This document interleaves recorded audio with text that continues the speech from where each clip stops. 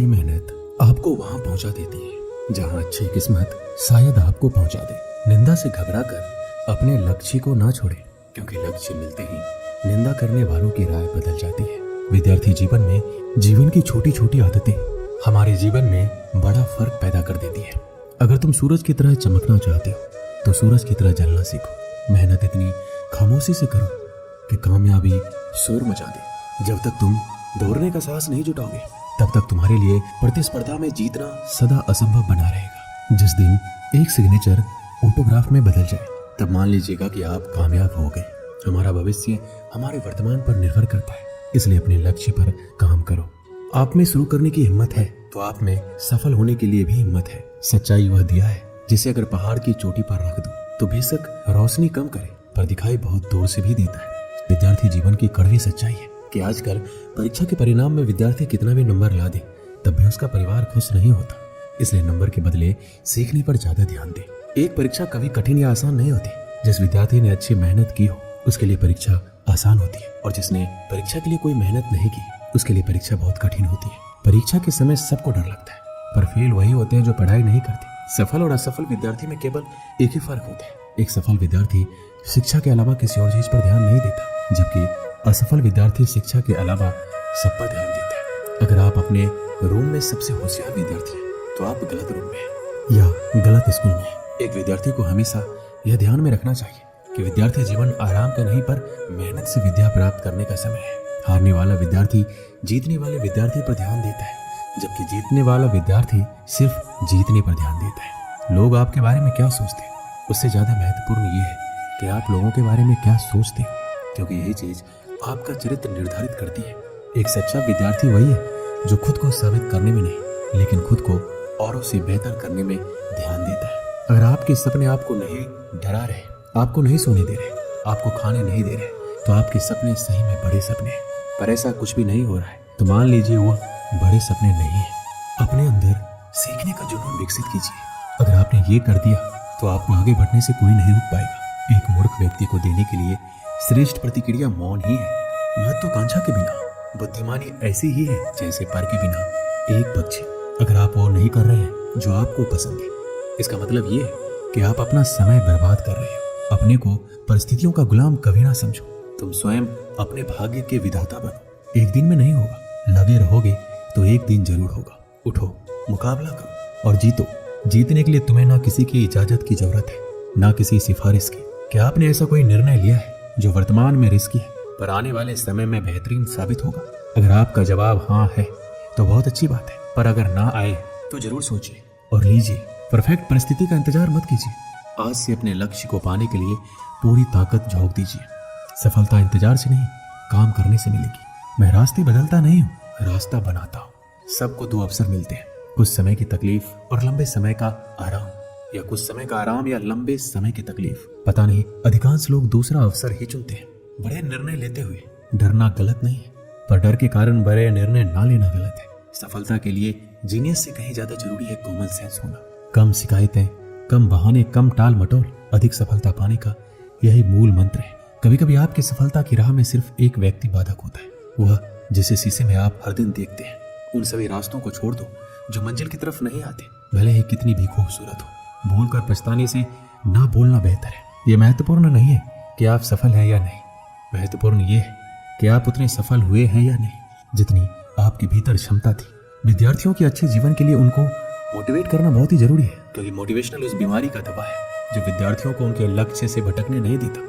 बहुत से विद्यार्थियों की जिंदगी में ऐसा पल भी आता है जिस समय उनको मोटिवेशनल की बहुत ही आवश्यकता होती है, क्योंकि जब किसी बच्चे की जिंदगी में दुख या परेशानी होती है उस समय वो अपने तय किए गए लक्ष्य से दूर होते चले जाते हैं, और यही वह कठिन समय होता है जिसमें उनको एक अच्छी प्रेरणा और मोटिवेशनल की जरूरत होती है। स्टूडेंट लाइफ जीवन के हर एक जिंदगी से बेहतर मानी जाती है, क्योंकि इस जिंदगी में विद्यार्थी बिल्कुल स्वतंत्र रूप से जीवन को जीते हैं, और इस समय विद्यार्थियों की एबिलिटी कार्यों को करने के प्रति बहुत ही ज्यादा होती है। इसके साथ साथ इस जिंदगी में विद्यार्थी अपने आप को बहुत ही एक्टिव रखता है, जिससे वो किसी भी कठिन प्रश्न या लंबे उत्तर को आसानी पूर्वक समझ सकता है, क्योंकि यह उम्र बहुत ही चंचल माना जाता है।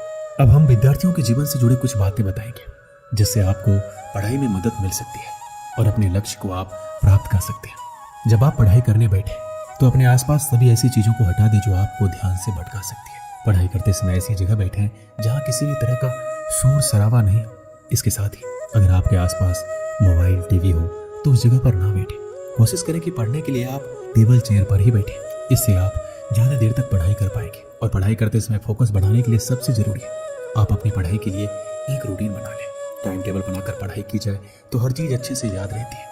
इस टाइम टेबल को रोजाना फॉलो करना जरूरी है। इससे पढ़ाई समय से करने की भी आदत आसानी से बन जाएगी। साथ ही आप अच्छे से अपने स्टडी प्लान का पालन कर पाएंगे। रोज रोज एक ही समय पर पढ़ाई शुरू करने की आदत हो जाएगी तो पढ़ाई पर कंसंट्रेट और फोकस करने में आसानी होगी। हर रोज अपने लिए एक लक्ष्य निर्धारित कीजिए। जब भी पढ़ाई करने बैठे तो अपने गोल को ध्यान रखें कि आपको आज कितना पढ़ना है। जैसे कि जब आप पढ़ाई करने बैठे तो तय कर लें कि आज आपको किन चैप्टर को पूरा करना है और इस गोल को पूरा करने के बाद ही आप अपनी जगह से उठेंगे। जब आप अपने तय किए गए स्टडी गोल्स को पूरा कर लेंगे तो आपको भी अच्छा लगेगा और रोजाना आप इसी तरह खुशी से पढ़ाई पर फोकस कर पाएंगे। और साथ ही साथ पढ़ाई के बीच में ब्रेक जरूर लें। कभी भी एक साथ पूरा सिलेबस ना पढ़ें। लगातार पढ़ाई करते रहने से आप लंबे समय तक कुछ भी याद नहीं रख पाएंगे। ऐसा करने से बचें। अगर आप चाहते हैं कि आपका पढ़ाई में और अच्छा फोकस हो तो इस दौरान बीच बीच में छोटे ब्रेक्स लेने चाहिए। हालांकि इन ब्रेक्स में आपको टीवी या मोबाइल चलाने से दूर रहना चाहिए। कोशिश करें कि 30 से 45 मिनट की पढ़ाई करने के बाद आपको कम से कम 5 से 10 मिनट का ब्रेक जरूर लेना चाहिए। अक्सर आपने देखा होगा विद्यार्थी पूरा दिन घर में उछल कूद करता रहता है, ज्यादा से ज्यादा बाहर खेलता है, लेकिन जैसे ही उसको पढ़ने के लिए बैठाया जाता है उसे आलस या सुस्ती आने लगती है और वह पढ़ाई से कतराने लगता है। आपने सुना होगा जो समय के साथ चलता है वो पूरी दुनिया जीत सकता है। समय एक ऐसा चक्र है जो रंग को राजा और राजा को रंग बना सकता है। इसलिए समय के महत्व को समझिए और उसका उपयोग कीजिए, दुरुपयोग नहीं। ये फिर लौट कर नहीं आने वाला है, इसलिए इसके साथ चलिए, ना आगे ना पीछे, केवल साथ। और आप अपने प्रति अनुशासित रहें क्योंकि एक विद्यार्थी की पहचान उसका अनुशासन ही होता है। जब आप अनुशासित रहेंगे तब आपको यह ज्ञात होगा कि कौन सा कार्य करना आवश्यक है और कौन सा नहीं। किसी विद्यार्थी के पास अनुशासन होना ही उसकी सबसे बड़ी सीख है। आपको सोचकर परेशानी हो रही होगी कि आखिर ये मैनेज कैसे होगा। जाहिर सी बात है परेशानी तो होगी क्योंकि इसे भी आपको ही मैनेज करना होगा। एक बात मैं आपको याद दिला दूं, जो काम शुरू में कष्टदायक होता है बाद में फलदायक भी होता है। इसलिए परेशानियों से घबराएं नहीं, आगे बढ़े और उस काम को समाप्त करें। सोने के लिए भी समय निर्धारित कीजिए। प्रत्येक विद्यार्थी को कम से कम 6 से 7 घंटे तक सोना चाहिए। इससे शरीर पहले की तुलना में ज्यादा सक्रिय रहता है, जिससे विद्यार्थी की स्मरण शक्ति में वृद्धि होती है, जो पढ़ाई दौरान ज्यादा फायदेमंद होता है। अक्सर विद्यार्थियों द्वारा पूछा जाता है कि पढ़ाई कैसे करें ताकि मन लगे। इंसान का मन बहुत चंचल होता है, एक पल में यहाँ तो दूसरे पल में वहां चला जाता है। इसलिए हमें पढ़ाई करते समय इस बात का ध्यान रखना चाहिए कि नेगेटिव थिंकिंग और ऐसी किसी भी तरह की बातें हमारे मस्तिष्क में ना आए जिससे हमारा मन डाइवर्ट हो। मन को काबू में करना बहुत बड़ा काम होता है, पर ये जो संभव कर लेता है अपनी सफलता से कभी नहीं चूकता है। इसलिए कोशिश करें मन को विभाजित करने वाली यादों से दूर रहे। ऐसा हर विद्यार्थी के साथ होता है। जब वो पढ़ने बैठते हैं तो उसके मन में कई प्रकार के विचार उनके सामने आने लगते हैं और वो धीरे धीरे उनमें खोने लगते हैं, जिससे उनका ध्यान पढ़ाई से हट जाता है। पढ़ते कुछ है, दिखाई कुछ और देता है। इसका मुख्य 2 वजह होता है। पहला, उस समय पढ़ने में रुचि नहीं है और दूसरा, आप बहुत चिंतित हो। कोशिश करें तनाव से दूर रहने की। दोस्तों के साथ अपना ज्यादा टाइम स्पेंड करना एक बड़ी वजह है पढ़ाई में मन ना लगने की, क्योंकि दोस्तों के साथ समय का पता नहीं चल पाता, जिससे आपकी पढ़ाई का समय निकल जाता है, जो आपको बाद में चिंतन करने पर मजबूर कर देता है। सिर्फ सोच इतनी शक्तिशाली होती है जो सही और गलत में भेद कर सकती है, जो व्यक्ति को ऊपर उठा सकती है और नीचे गिरा सकती है। संसार की सबसे महंगी पुस्तक, सबसे बड़ा प्रेरक और मूल्यवान विचार आपके अंदर 1% कभी परिवर्तन नहीं ला सकते यदि आप बदलना ना चाहे तो। जो जानते नहीं इसलिए नहीं कर पाते वह अज्ञानी है। जो सब कुछ जानते हैं फिर भी अमल नहीं करते वो मूर्ख है। यदि हर सुबह नींद खुलते किसी लक्ष्य को लेकर आप उत्साहित नहीं है तो आप जी नहीं रहे, सिर्फ जिंदगी काट रहे हैं। दूसरों की मदद करते हुए यदि दिल में खुशी है तो वही सेवा है, बाकी सब दिखावा है। आपके जीवन में कुछ ऐसे नियम जरूर होने चाहिए जिनसे आप किसी भी कीमत पर समझौता नहीं करेंगे।